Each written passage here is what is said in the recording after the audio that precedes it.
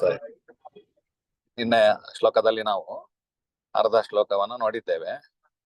ಕಾಲಪುರುಷನ ಅವಯವವನ್ನು ಹೇಳಬೇಕಾದ್ರೆ ಮೇಷರಾಶಿ ಅಂತ ಹೇಳುವಂಥದ್ದು ಶಿರಭಾಗ, ವೃಷಭ ರಾಶಿ ಅಂತ ಹೇಳುವಂಥದ್ದು ಮುಖದ ಭಾಗ, ಮಿಥುನ ರಾಶಿ ಅಂತ ಹೇಳುವಂಥದ್ದು ಕಂಠ ಪ್ರದೇಶ, ಹಾಗೆ ಸ್ವಲ್ಪ ಎದೆಯ ಪ್ರದೇಶ, ಹಾಗೆ ಕೈಗಳು, ಬಾಹುಗಳು, ಇದೆಲ್ಲ ಮಿಥುನ ರಾಶಿ.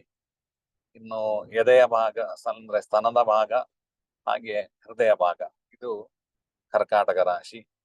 ಹೊಟ್ಟೆಯ ಭಾಗ ನಮಗೆ ಸಿಂಹ ರಾಶಿ. ಹೊಟ್ಟೆಗಿಂತ ಕೆಳಗಡೆ ಗುಪ್ತಾಂಗಕ್ಕಿಂತ ಮೇಲ್ಗಡೆ ಅದನ್ನ 2 ಪಾಲು ಮಾಡಿದಾಗ ಅದರಲ್ಲಿ ಮೊದಲನೇ ಭಾಗ ನಮಗೆ ನಾಭಿಯ ಕೆಳಗಡೆ ಭಾಗ ಕನ್ಯಾ ರಾಶಿ. ಅದಕ್ಕಿಂತ ಕೆಳಗಡೆ ಗುಪ್ತಾಂಗದವರೆಗಿನ ಭಾಗ ತುಲಾ ರಾಶಿ. ಗುಪ್ತಾಂಗ ಗುದದ್ವಾರದವರೆಗೆ ನಮಗೆ ವೃಶ್ಚಿಕ ರಾಶಿ. ತೊಡೆಯ ಭಾಗ ನಮಗೆ ಧನುರಾಶಿ. ಹಾಗೆ 2 ಮೊಣಕಾಲುಗಳು ನಮಗೆ ಮಕರ ರಾಶಿ. 2 ಮೀನಖಂಡಗಳ ಪ್ರದೇಶ ಅಂದ್ರೆ ಮೊಣಕಾಲಿನಿಂದ ಪಾದದವರೆಗಿನ ಪ್ರದೇಶ ಕುಂಭರಾಶಿ.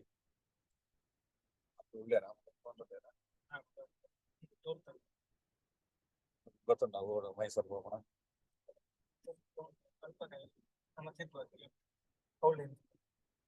ತುಮಕೂರ್ಲ ಬಾರ, ಮೊಡೆಗ್ಲ ಬಾರ, ಮೈಸೂರು ಬಾರ. ಹಾಗೆ 2 ಪಾದಗಳು ಮೀನರಾಶಿ. ಹೀಗೆ ಒಟ್ಟು ನಮಗೆ ಕಾಲಪುರುಷನ ಅವಯವ ಅಂತೇಳಿ ನಾವು ಕಂಡುಕೊಂಡಿದ್ದೇವೆ. ಮತ್ತೆ ಉಳಿದತ್ ಮೇಷಾಶ್ವಿ ಪ್ರಥಮ ನವರ್ಕ್ಷ ಚರಣ ಚಕ್ರಸ್ಥಿತ ರಾಶಯೋ ರಾಶಿ ಕ್ಷೇತ್ರ ಗ್ರಹರ್ಷಭಾನಿ ಭವನಂಚ ಚೈಕಾರ್ಥ ಸಂಪ್ರತಿ ಎಂತಲ್ಲ ಸರಿ.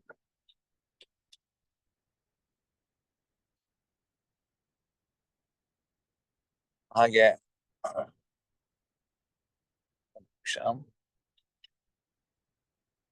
ಸ್ವಲ್ಪ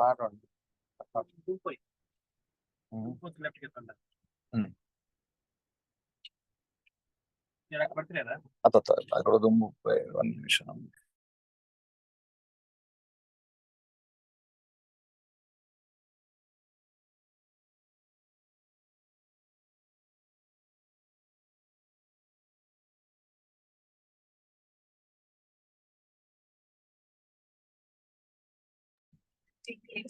ಕೇಳಿಸ್ತಾ ಉಂಟಾ ನನ್ನ ವಾಯ್ಸ್?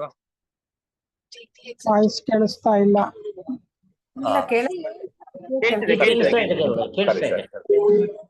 ಅಶ್ವಿ ಪ್ರಥಮ ನವರಕ್ಷ ಚರಣ ಚಕ್ರಸ್ಥಿತ ರಾಶಯ.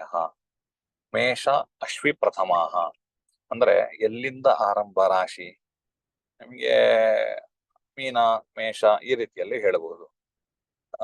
ಸಾಮಾನ್ಯ ನಮ್ಮ ಕುಂಡಲಿಯನ್ನ ಬರೆದಾಗ ನಮಗೆ ಮೇಲ್ಗಡೆ ಕಾರ್ನರ್ ಅಲ್ಲಿ ಬರೋದು ಮೀನ, ಅಲ್ಲಿಂದ ಮೇಷ, ಹಾಗೆ ಮೀನ ಮೇಷ ಅಂತ ಅಲ್ಲಿಂದ ಎಣಿಸಬಹುದಲ್ವಾ ಅಂತೇಳಿ ಬರ್ತದೆ. ಅದಕ್ಕೋಸ್ಕರ ಪ್ರಥಮವಾಗಿ ರಾಶಿ ಯಾವುದು, ಆದ್ಯ ಸ್ಮೃತೋ ಮೇಷ ಸಮಾನ ರಾಶಿ ಅಂತೇಳಿ ರಾಶಿ ಸ್ವರೂಪವನ್ನು ಹೇಳಬೇಕಾದ್ರೆ ಹೇಳ್ತಾರೆ.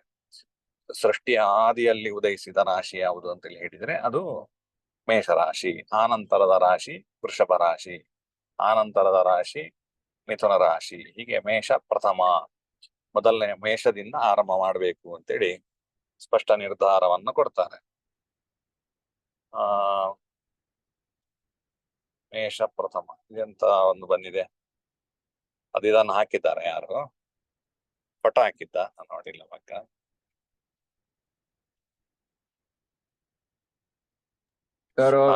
ಹಾಕಿದ್ದಾರೆ. ಸರಿ ಸರಿ ಸರಿ, ಸ್ವರೂಪದ ವಿಷಯ ಹಾಕಿದ್ದಾರೆ, ಒಳ್ಳೆಯ ವಿಷಯ. ಸರಿ, ಆ ನಂತರ ಮೇಷ ಅಶ್ವಿ ಪ್ರಥಮ. ನಕ್ಷತ್ರಗಳಲ್ಲಿ ಅಶ್ವಿನಿ ನಕ್ಷತ್ರ ಪ್ರಥಮ. ಅಶ್ವಿನಿ ನಕ್ಷತ್ರದಿಂದ ಆರಂಭಿಸಿಕೊಂಡು ವೇದದಲ್ಲಿ ಕೃತಿಕಾ ನಕ್ಷತ್ರದಿಂದಲೂ ಆರಂಭವನ್ನ ಹೇಳಿದ್ದು ಪ್ರಕರಣ ಉಂಟು. ಆದ್ರೆ ಅಶ್ವಿನಿ ನಕ್ಷತ್ರದಿಂದ ಆರಂಭಿಸಿಕೊಂಡು ರೇವತಿ ನಕ್ಷತ್ರದವರೆಗೆ ಗಣನೆ ಮಾಡಬೇಕು ಅಂತ ಹೇಳುವುದನ್ನ ಇಲ್ಲಿ ತಿಳಿಸ್ತಾ ಇದ್ದಾರೆ. ಒಂದು ಇನ್ನೊಂದು ಏನು ಅಂತ ಹೇಳಿದ್ರೆ 2 ಕ್ರಮ ಉಂಟು. ಒಂದು ಅಶ್ವಿ ಅಂತ ಹೇಳಿದ್ರೆ ಅಶ್ವ ಉಳ್ಳಂಥದ್ದು, ಅಂದ್ರೆ ಧನುರಾಶಿಗೂ ಕೂಡ ಅಶ್ವಿ ರಾಶಿ ಅಂತ ಕರೀತಾರೆ. ಅಶ್ವ ಅಂತ ಹೇಳಿದ್ರೆ ಕುದುರೆ ಉಳ್ಳಂತಹ ರಾಶಿ, ಅಂದ್ರೆ ಕುದುರೆಯ ಸ್ವರೂಪ, ಅದ ಮುಂದಕ್ಕೆ ರಾಶಿಗಳ ಸ್ವರೂಪವನ್ನು ಹೇಳ್ತಾರೆ. ಕುದುರೆ ಸ್ವರೂಪ ಉಳ್ಳಂತಹ ರಾಶಿ ಯಾವುದು ಅಂತ ಹೇಳಿದ್ರೆ ಅದು ಧನುರಾಶಿ. ಧನುರಾಶಿಯಿಂದ ಪ್ರಥಮ ಧನುರಾಶಿ, ಮೊದಲನೇ ರಾಶಿ ಮಕರ 2, ಕುಂಭ 3, ಹೀಗೆ ಮಾಡುವಂತದ್ದು ಒಂದು ಕ್ರಮ ಹಿಂದಿನ ಕಾಲಘಟ್ಟದಲ್ಲಿ ಇತ್ತು, ಆದ್ರೆ ಅದು ಪ್ರಚಲಿತದಲ್ಲಿ ಇಲ್ಲ. ಅದರಿಂದಾಗಿ ಆ ಉದ್ದೇಶದಲ್ಲಿ ಕೂಡ ಅದ 2 ಕ್ರಮವನ್ನು ಕೂಡ ಆಚಾರ್ಯರು ತಿಳಿಸಿದ್ದಾರೆ. ಒಂದು ಇನ್ನು ಪ್ರಸಿದ್ಧವಾದ ಈಗ ಕೇಳ್ತಿಲ್ಲ ಮಾತ್ರ ಯಾವುದು ಅಶ್ವಿ ಪ್ರಥಮ ಅಂತ ಹೇಳಿದ್ರೆ ಅಶ್ವಿನಿ ನಕ್ಷತ್ರ. ಕೇಳಿಸ್ತಾ ಉಂಟು ಈಗ? ಸರಿ, ಅಶ್ವಿನಿ ನಕ್ಷತ್ರದಿಂದ ಆರಂಭಿಸಿಕೊಂಡು 27 ನಕ್ಷತ್ರಗಳನ್ನ ಗಣನೆ ಮಾಡ್ಬೇಕು ಅಂತ. ಮೇಷ ಅಶ್ವಿ ಪ್ರಥಮ, ಅದರಿಂದ ಮೇಷ ರಾಶಿಯಲ್ಲಿ ಮೇಷ, ನಕ್ಷತ್ರದಲ್ಲಿ ಅಶ್ವಿ ಪ್ರಥಮ ಅಂತ ಈ ರೀತಿಯಲ್ಲಿ ಇಟ್ಕೊಳ್ಬೇಕು. ಮೇಷ ಅಶ್ವಿ ಪ್ರಥಮ ನವರಕ್ಷ ಚರಣಾಹ, ಒಂದೊಂದು ರಾಶಿಗಳಲ್ಲಿ 9 ಪಾದಗಳಿರ್ತದೆ.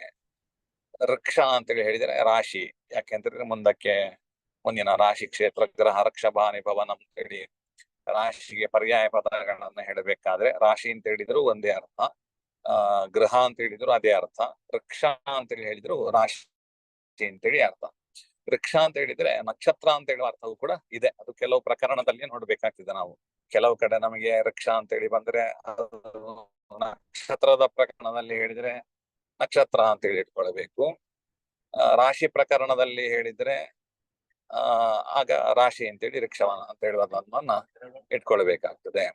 ಹೀಗೆ ನವರಕ್ಷ ಚರಣ 9 ಪಾದಗಳು ಒಂದು ರಾಶಿಯಲ್ಲಿ ಇರ್ತದೆ.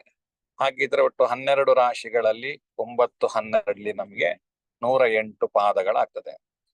ಅದು ಸೇಮ್ ನಮಗೆ ನಕ್ಷತ್ರದ ಪಾದಗಳನ್ನು ಒಂದು ನಕ್ಷತ್ರಕ್ಕೆ 4 ಪಾದಗಳು, 27 ನಕ್ಷತ್ರಗಳಿಗೆ 108 ಪಾದಗಳು, ಇದನ್ನೇ ವಿಭಾಗ ಮಾಡಿರುವಂತದ್ದು. ಇದು ಮುಂದಕ್ಕೆ ನಮಗೆ ಹಿಂದಿನ ನಾವು ಹೋದ ವರ್ಷ ಪಾಠದಲ್ಲಿ ನೋಡಿದ್ದೇವೆ. ಅದು ಈಗ ನಮಗೆ ಅರ್ಥ ಆಗಿರ್ತದೆ. ಇಷ್ಟೇ ಹೇಳಿದ್ರೆ ಸಾಕು ಅಂತೇಳಿ ಅನ್ಕೊಳ್ತೇನೆ ನಾನು. ಅಂತೂ ಒಂದು ರಾಶಿಯಲ್ಲಿ ನವರಕ್ಷ ಚರಣ ಅಥವಾ ನವಾಂಶಕಗಳು ಕೂಡ ಹೌದು. ನವರಕ್ಷ ಚರಣ ಅಂತೇಳಿ ಹೇಳಿದ್ರಿಂದಾಗಿ ರಾಶಿಗೆ ಪ್ರಾಧಾನ್ಯತೆ ಉಂಟು. ಅದರಲ್ಲಿಯೂ ಸೂಕ್ಷ್ಮವಾಗಿ ಅಂಶಕಗಳು ಅಂತ ಹೇಳಿದ್ರೆ ತುಂಬಾ ಅಂಶಕಗಳಿದೆ. ರಾಶಿಗೆ ಸಪ್ತಾಂಶಕಗಳು, ಹಾಗೆ ಷೋಡಶಾಂಶ, ಹೀಗೆ ತ್ರಿಂಶಾಂಶ ಇತ್ಯಾದಿ ಬೇರೆ ಬೇರೆ ಅಂಶಕಗಳನ್ನ ಹೇಳ್ತಾರೆ. ಅದೀಗ ನಿಮಗೆ ಜಾತಕ ಮಾಡುವಂತ ಕ್ರಮದಲ್ಲಿ ಸ್ವಲ್ಪ ಅರ್ಥ ಆಗಿರ್ತದೆ, ತ್ರಿಂಶಾಂಶ ಎಲ್ಲ ಬಂದಿದೆ. ಅಂತೂ ಬೇರೆ ಬೇರೆ ಅಂಶಕಗಳಿದ್ರು ಕೂಡ ನವಾಂಶಕ್ಕೆ ತುಂಬಾ ಪ್ರಾಧಾನ್ಯ. ಈಗ ಎಲ್ಲರ ಜಾತಕದಲ್ಲಿ ನೋಡಿದ್ರು ಕೂಡ ನಿಮಗೆ ಒಂದು ಗ್ರಹ ಚಕ್ರ ಅಂತೇಳಿ ರಾಶಿ ಕೋಷ್ಟಕವನ್ನ ಹಾಕಿರ್ತಾರೆ, ಮತ್ತೊಂದು ಅಂಶಕ ಕೋಷ್ಟ ನವಾಂಶ ಚಕ್ರ ಅಂತೇಳಿ ಹಾಕಿರ್ತಾರೆ. ನವಾಂಶಕಕ್ಕೆ ತುಂಬಾ ಪ್ರಾಧಾನ್ಯತೆ ಇದೆ ಅಂತ ಹೇಳುವಂಥದ್ದು ಹಿರಿಯರ ಮತ, ಸತ್ಯವಾಗಿರ್ತಕ್ಕಂಥ ವಿಷಯವೂ ಕೂಡ ಹೌದದು. ನವರಕ್ಷ ಚರಣ ಚಕ್ರಸ್ಥಿತ ರಾಶಯ, ಚಕ್ರಸ್ಥಿತ, ಚಕ್ರ ಅಂತೇಳಿ ಒಂದು ಕಲ್ಪನೆ ಮಾಡಿಕೊಳ್ಬೇಕು. ರಾಶಿಯನ್ನ ಚಕ್ರದ ಹಾಗೆ ಒಂದು ಭೂಮಂಡಲದಲ್ಲಿ ರೌಂಡು. ಅದು ಹೇಗೆ ಅಂತೇಳಿ ಹೇಳಿದ್ರೆ ಅದಕ್ಕೆ ಮುಂದಕ್ಕೆ ಹೇಳ್ತಾರೆ, ಪ್ರಾಚ್ಯಾದಯೋ ಕ್ರಿಯಾದಯೋ ದೋ ಕೋಣಗತ ವಿಮೂರ್ತಯ, ಪ್ರಾಗಾದಿ ದಿಕ್ಕುಗಳಿಗೆ ಪ್ರಾಗಾದಿ ದಿಕ್ಕಿಗಳಿಗೆ ಅಂದ್ರೆ ಪ್ರಾಕ ದಿಕ್ಕಿಗೆ ಮೇಷ ಮತ್ತೆ ವೃಷಭ ರಾಶಿಗಳು. ಹಾಗೆ ಆಗ್ನೇಯ ದಿಕ್ಕಿನಲ್ಲಿ ನಮಗೆ ಒಂದು ರೌಂಡ್ ಮಾಡಿದಾಗ ಅದು ಯಾವ ಯಾವ ದಿಕ್ಕಿನಲ್ಲಿ ಬರಬೇಕು ಅಂತ. ಪೂರ್ವ ದಿಕ್ಕಿನಲ್ಲಿ ನಮಗೆ ಮೇಷ ಮತ್ತೆ ವೃಷಭ ರಾಶಿಗಳು. ಹಾಗೆ ಆಗ್ನೇಯ ದಿಕ್ಕಿನಲ್ಲಿ ನಮಗೆ ಮಿಥುನ ರಾಶಿ, ದಕ್ಷಿಣ ದಿಕ್ಕಿಗೆ ನಮಗೆ ಕರ್ಕಾಟಕ ಮತ್ತೆ ಸಿಂಹ ರಾಶಿಗಳು. ಅದೇ ರೀತಿಯಲ್ಲಿ ದಕ್ಷಿಣ ಮತ್ತೆ ನೈಋತ್ಯ ದಿಕ್ಕಿಗೆ ನಮಗೆ ಕನ್ಯಾ ರಾಶಿ, ತುಲಾ ಮತ್ತೆ ವೃಶ್ಚಿಕ ರಾಶಿಗಳು ಪಶ್ಚಿಮ ದಿಕ್ಕಿಗೆ, ಹಾಗೆ ಧನುರಾಶಿ ವಾಯವ್ಯ ದಿಕ್ಕಿಗೆ, ಕುಂಭ ಮತ್ತೆ ಮಕರಗಳು ಉತ್ತರ ದಿಕ್ಕಿಗೆ, ಈಶಾನ್ಯ ದಿಕ್ಕಿಗೆ ಮೀನರಾಶಿ ಅಂತೇಳಿ ಈ ರೀತಿಯಲ್ಲಿ ಕಲ್ಪನೆ ಮಾಡಿಕೊಳ್ಳುವಂಥದ್ದು. ಇದೆಲ್ಲ ತುಂಬಾ ಚಿಂತನೆಗೆ ತುಂಬಾ ಅವಶ್ಯಕತೆ. ನಮಗೆ ಯಾವ ದಿಕ್ಕಿನಲ್ಲಿ ಏನಿದೆ ಅಂತ ಹೇಳುವಂತ, ಈಗ ಒಂದು ಪ್ರಶ್ನೆಗೆ ಹೋಗಿರ್ತೇವೆ, ಇಲ್ಲಿಂದ ಈ ದಿಕ್ಕಿನಲ್ಲಿ ಈ ದೇವರುಗಳ ಸನ್ನಿಧಾನ ಇದೆ ಅಂತೇಳಿ ಹೇಳ್ತೇವೆ. ಆಗ ದಿಕ್ಕನ್ನು ಹೇಳಲಿಕ್ಕೆಲ್ಲ ಈ ರಾಶಿಗಳ ಪರಿಜ್ಞಾನ, ರಾಶಿಗಳಿಗೆ ಇರುವಂತಹ ದಿಕ್ಕಿನ ಪರಿಜ್ಞಾನ ತುಂಬಾ ನಮಗೆ ಹೆಲ್ಪ್ ಆಗ್ತದೆ. ಮುಂದಕ್ಕೆ ಕೆಲವು ಪ್ರಕರಣ ಮುಂದಕ್ಕೆ ಬರ್ತದೆ, ಆಗ ನಿಮಗೆ ಇನ್ನು ಸ್ಪಷ್ಟ ಅರ್ಥ ಆಗ್ತದೆ. ಹೀಗೆ ನವರಕ್ಷ ಚರಣ ಚಕ್ರಸ್ಥಿತ ರಾಶಯ ಒಂದು ಚಕ್ರದಲ್ಲಿ ಕಲ್ಪನೆ ಮಾಡಿಕೊಳ್ಳಬೇಕು. ಮತ್ತೆ ನಮಗೆ ರಾಶಿ ಕ್ಷೇತ್ರ ಗ್ರಹರ್ಕ್ಷ ಭಾನಿ ಭವನಂಚ ಏಕ ಸಂಪ್ರತಿ, ರಾಶಿ ಕ್ಷೇತ್ರ, ಗೃಹ, ವೃಕ್ಷ, ಭವನ, ಭ ಈ 6 ಹೆಸರುಗಳು ರಾಶಿ ಅಂತ ಹೇಳುವಂತದ್ರ ಪರ್ಯಾಯ ಪದಗಳು. ರಾಶಿ ಅಂತ ಹೇಳಿದ್ರು ಒಂದೇ, ಗೃಹ ಅಂತ ಹೇಳಿದ್ರು ಒಂದೇ, ವೃಕ್ಷ ಅಂತ ಹೇಳಿದ್ರು ಅದೇ ಅರ್ಥ ಕೊಡ್ತದೆ, ಭವನ ಅಂತ ಹೇಳಿದ್ರು ಅದೇ ಅರ್ಥ, ಭ ಅಂತೇಳಿ ಹೇಳಿದ್ರು ಅದೇ ಅರ್ಥ. ಅದೇ ಭ ಅಂತೇಳಿ ಹೇಳಿದ್ರೆ ನಕ್ಷತ್ರಕ್ಕೂ ಭ ಅಂತೇಳಿ ಹೇಳ್ತಾನೆ. ಅದು ಪ್ರಕರಣ ನೋಡಿಕೊಂಡು ನಾವು ಅದು ರಾಶಿಯೋ ಅಥವಾ ನಕ್ಷತ್ರ ಅಂತೇಳಿ ಇಟ್ಕೊಳ್ಬೇಕು.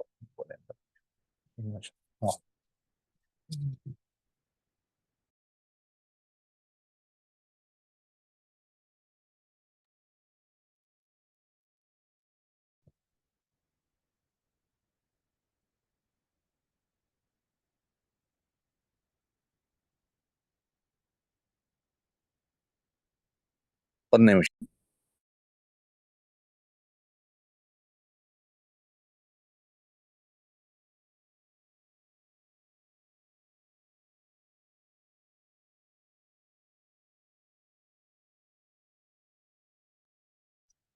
ಸರಿ, ರಾಶಿ ಕ್ಷೇತ್ರ ಗೃಹರ್ಷಭಾನಿ ಭವಾಂಚ ಏಕಾರ್ಥ ಸಂಪ್ರತೆ.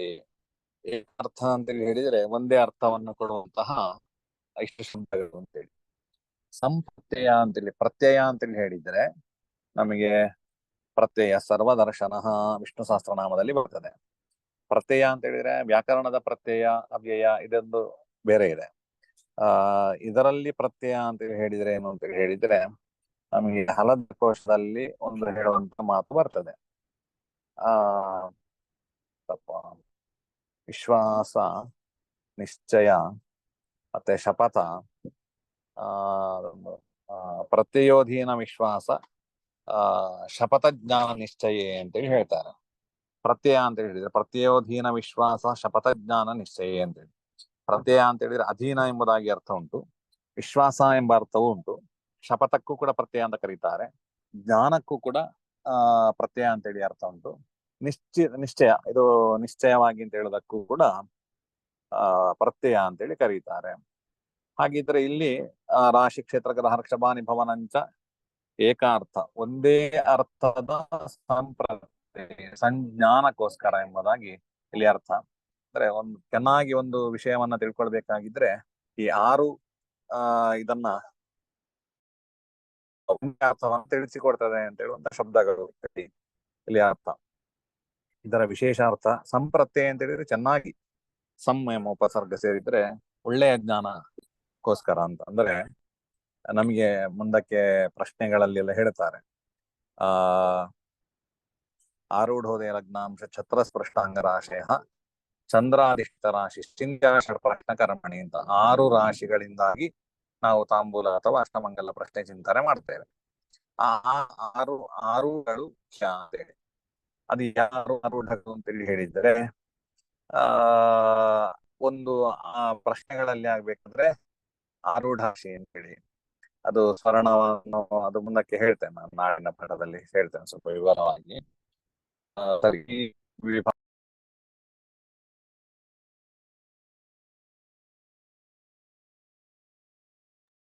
ಕೇಳ್ತಾ ಇಲ್ಲ.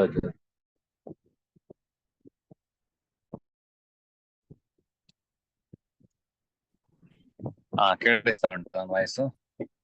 ಸ್ವಲ್ಪ ನೆಟ್ವರ್ಕ್ ಪ್ರಾಬ್ಲಮ್ ಇದೆ ಈಗ ಕೇಳಿಸ್ತದೆ.